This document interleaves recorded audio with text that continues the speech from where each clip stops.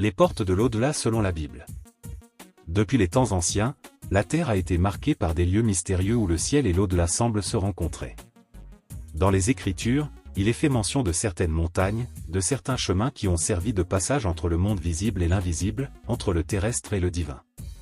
L'un de ces lieux est le mont Hermon, cette montagne sacrée mentionnée dans Genèse 6 versets 1 à 4, où il est dit que des êtres célestes descendirent sur la terre.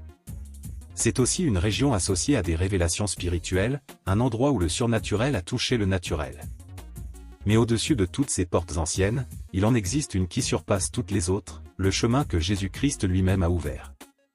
Car il a dit : « Je suis le chemin, la vérité, et la vie.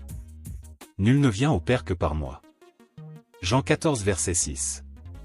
Ce chemin n'est pas une montagne terrestre, ni une route cachée aux hommes, mais un passage vivant, un accès direct au royaume de Dieu pour tous ceux qui croient en lui.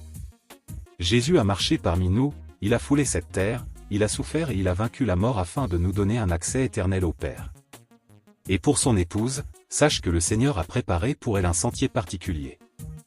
Il a tracé un chemin unique, une route de lumière qui traverse les ténèbres de ce monde et qui mène à la gloire éternelle. Comme il l'a promis.